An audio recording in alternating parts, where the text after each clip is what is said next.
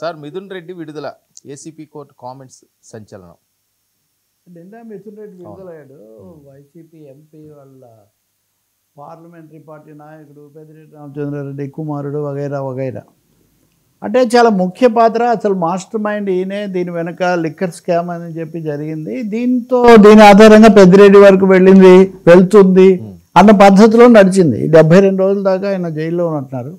మధ్యలో ఉపరాష్ట్రపతి ఎన్నిక కోసం మటుకు మధ్యలో వచ్చి వెళ్ళాడు తాత్కాలిక బెయిల్ మీద. అంటే ఇది ఇంత చేసి ఇంత ప్రచారము ఇంత హంగామా ఇదంతా అయిన తర్వాత ఆయనకే బెయిల్ రావటం అన్నది తప్పకుండా ప్రాసిక్యూషన్ వాదనకు లేదా ప్రభుత్వం పోలీసులు చేస్తున్నటువంటి ఆరోపణలు వీటికి సంబంధించి కొంత బలహీనపడుతున్నటువంటి సూచనలు దీంట్లో కనిపిస్తున్నాయి. ఈ మాట ఎవరు అంటే వేరే విషయం. ఏసీబీ కోర్టు బెయిల్ ఇస్తూ అలాంటి వ్యాఖ్యలు చేసింది, తీవ్రమైన వ్యాఖ్యలు చేసింది.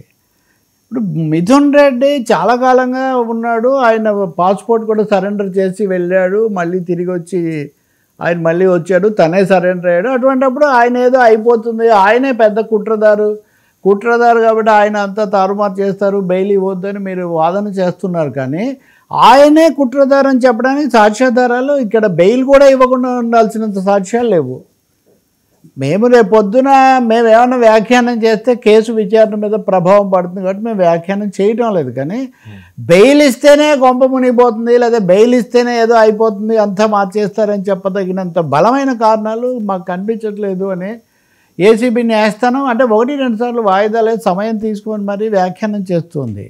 ఈ 161, 164 కింద మీరు సహనిందితులుగా పెట్టిన వాళ్ళు ఇచ్చిన వాంగ్మూలాలు తప్ప వేరే సాక్ష్యాలు మీరేమి చూపించడం లేదు. మీ దగ్గర మీరు చేస్తున్న ఆరోపణలు తీవ్రమైనవి, ఆయనే ప్రధాన పాత్రధారి ఇవన్నప్పుడు దానికి సంబంధించి కొన్ని సాక్ష్యాధారాలు మా దగ్గర పెట్టాలి కదా. ఇక్కడ కోర్టులో ఏం పెట్టలేదు. కాబట్టి బెయిల్ ఇవ్వడం వల్ల నష్టం ఏమీ లేదు. పైగా బెయిల్ అనేది అమూల్యమైన ఒక హక్కు. రాజ్యాంగం ప్రకారము న్యాయశాస్త్రంలో కూడా బెయిల్ అనేది ఒక అమూల్యమైన హక్కును మేము ఆయనకు నిరాకరించలేము, మేము బెయిల్ ఇస్తున్నామని చెప్పి మరీ దీన్ని చేశారు. సో వెంటనే వైసీపీ వాళ్ళ మీడియాలో ఈ చంద్రబాబు నాయుడు బేతాల పథకాలు కథలన్నీ కూడా ఒకటొకటి పటాపంచలైపోతున్నాయి. వరుసగా కేసిరెడ్డి భార్య కేసిరెడ్డి ఆమె భాగస్వామిగా ఉన్న కాలేజీలో డబ్బు పట్టుబడింది, ఇంకెక్కడో డబ్బు పట్టుబడింది, ఇవన్నీ చెప్పారు. కానీ ఇవేవి కూడా న్యాయస్థానాలు వీటి ఆధారంగా నిర్ణయాలు తీసుకోవడం లేదు. వరుసగా ఇంతకుముందు ధనంజయ రెడ్డి, కృష్ణమోహన్ రెడ్డి వీళ్ళందరికీ బెయిల్ వచ్చింది. ఇంకా కొంతమందిదేమో వాయిదాలో పెట్టారు. కాబట్టి న్యాయస్థానమే వీటిని తిరుగులేని సాక్ష్యాలుగా పరిగణించడం లేదు. దీన్ని బట్టే ఇదేదో ఒక విధంగా కథ అల్లారు అని అర్థమైపోతుంది అన్నట్టుగా వాళ్ళు ఒక ఎదురుదాడి చేస్తున్నటువంటిది.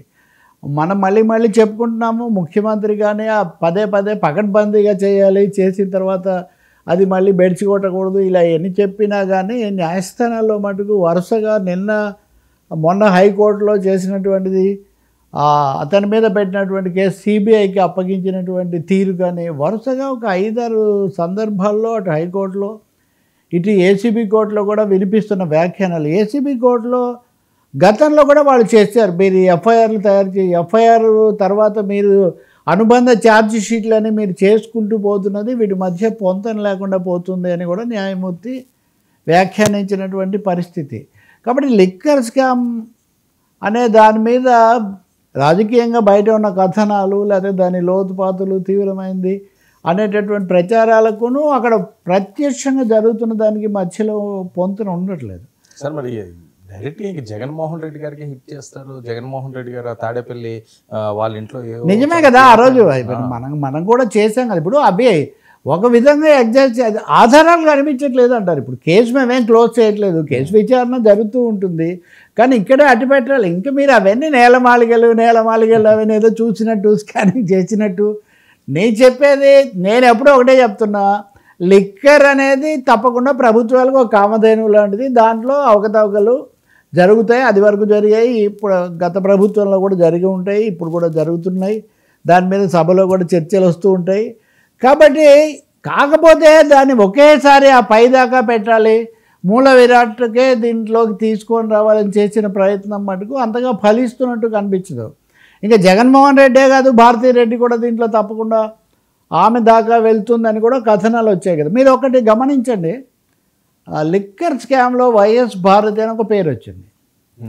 వైఎస్ భారతి కూడా డైరెక్టర్గా ఉన్నారు వీళ్ళకి సంబంధించిన ఒక ఫేక్ కంపెనీలోనే. ఈ పేరు పొరపాటు రాసామని 2 పత్రికలు ఆంధ్రజ్యోతి, ఈనాడు కూడా సవరణలు ప్రకటించాయి. మేము వైఎస్ భారతి అంటే ఈమె పేరు కూడా అదే అవడంతో మేము అలా ప్రచురించాము, కానీ కాదు, వాళ్ళ బంధువు అయినటువంటి మరొక బంధువు, ఆ నిందితుడి యొక్క మరో బంధువు యొక్క పేరు అది వైఎస్ భారతి అనేది, వాళ్ళ అమ్మగారి పేరు, వైఎస్ జగన్మోహన్ రెడ్డి భార్య పేరు కాదని. ఖచ్చితంగా చెప్పాలంటే మీడియా భాషలో 1-2 ప్రముఖమైన పత్రికలు, అది కూడా ఒక రాజకీయ వైఖరికి ప్రధానంగా వినిపిస్తున్న పత్రికలు 2 కూడా బాక్స్ కట్టి మరీ సవరణ ప్రకటించాయి. సవరణ లేకపోతే అనధికారిక ప్రకటన చేశాయి. అంటే దాని అర్థం ఏంటంటే ఎక్కడో ఈ ఆధారాలు లేకపోతే ఈ జరిగిన కథనాలు ఇవి తగినంత పకడ్బందీగా లేవు అనేది అర్థమవుతుంది. కోర్టు కూడా అదే చెప్తుంది కదా. సో విచారణ అయితే కొనసాగుతుంటుంది. సిట్ మీద కూడా ఆ మేరకు కొంత ఆగ్రహం కూడా వాళ్ళు సిట్ ఇవన్నీ పకడ్బందీగా చేయాలి కదా అన్నది కూడా ఉంది. సో సిట్ పేరుతో బయటకు వస్తున్న కథనాల విషయంలో కొంచెం జాగ్రత్తగా ఉండాలి. బయట ఉన్న విమర్శకులు లేకపోతే వీళ్ళు కూడా వాటి మీద మీడియా వాళ్ళు కూడా ఎంతవరకు తీసుకోవాలో అంతవరకు తీసుకోవడం, న్యాయ వ్యవస్థ తుది నిర్ణయం తీసుకోవాలి అని చెప్పడం వైపే తప్ప న్యాయ వ్యవస్థకే సందేహాలు కలిగిన వాటి గురించి ఇంకా తేల్చగలిగింది లేదు కదా. ఇంకొకటేమో ఆ రోజు జనాకర్షణ కోసమో లేకపోతే రేటింగ్స్ కోసమో ఇంకో సంచలనం కోసమో చేయడం వల్ల పెద్ద ఉపయోగం లేదు. ఒకటి మొన్న కూడా మనం అనుకున్నాం, జగన్మోహన్ రెడ్డిని అరెస్ట్ చేయడం అన్నది ఈ సమయంలో అది కౌంటర్ ప్రోడక్టివ్, ఆయన మీద సానుభూతి పెరగడానికే దోహదం చేస్తుంది నాకు ఖచ్చితమైన అభిప్రాయం కూటమికి, మరీ ముఖ్యంగా చంద్రబాబు నాయుడుకు కలిగింది. అందుకని తొందరపడొద్దు, ఆధారాలు సేకరిస్తూ ఉండండి, ఒక స్కెచ్ పక్కాగా తయారైన తర్వాతే చేయాలి అని చెప్పారని అంటున్నారు. బహుశా ఇటువంటివి జరుగుతున్న కొద్దీ ఇప్పుడు మీరు చూడండి, కౌంటర్ స్ట్రాటజీస్ వేరు, ఒరిజినల్ స్ట్రాటజీస్ వేరు. ఇప్పుడు జగన్మోహన్ రెడ్డి రెడ్ బుక్కు వ్యతిరేకంగా డిజిటల్ బుక్ అని విడుదల చేశారు. డిజిటల్ బుక్లో ఎవరైనా మీ మీద ఏదైనా జరిగితే ఇందులో పెట్టండి, మేము అధికారంలోకి వచ్చాక చర్య తీసుకుంటామన్నారు. ఇప్పుడు కౌంటర్ స్ట్రాటజీ ఏంటి, వెంటనే విడుదల రజని మాజీ మంత్రి ఆమె మా ఇల్లు ఆక్రమించిందని ఒక ఆయన ఫిర్యాదు చేశాడు. సో జగన్ బుక్ జగన్గా ఎదురుకొట్టిందని. ఇప్పుడు ఇట్లాంటివన్నీ వీటికి మీడియా వాల్యూ, సెన్సేషనల్ వాల్యూ లేకపోతే కాంట్రవర్సీ వాల్యూ ఉన్నంతగా పొలిటికల్ వాల్యూ లేకపోతే లీగల్ వాల్యూ పెద్దగా ఉండకపోవచ్చు.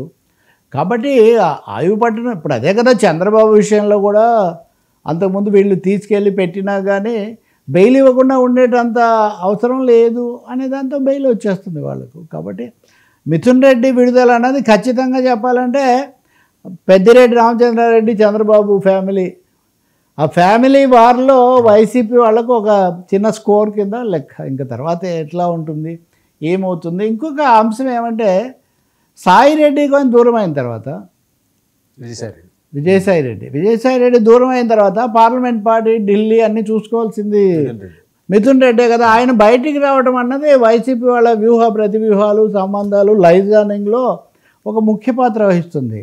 మొన్న మనం చెప్పుకున్న పేర్ని నాని ఇంటర్వ్యూలో విజయసాయి రెడ్డికి తెలియకుండానే ఇవన్నీ జరుగుతాయని కూడా ఆయన ఒక ప్రశ్న వేస్తున్నాడు. ఇప్పుడు విజయసాయి రెడ్డి కూడా బహుశా రాబోయే రోజుల్లో మీరు గమనిస్తే విజయసాయి రెడ్డి మా ఇంట్లో జరిగింది, అతనికి రాజు కేసీరెడ్డి వచ్చాడు ఇంతవరకు చెప్పారు, కానీ స్కాము అని నా దగ్గర వాళ్ళు అడగలేదు.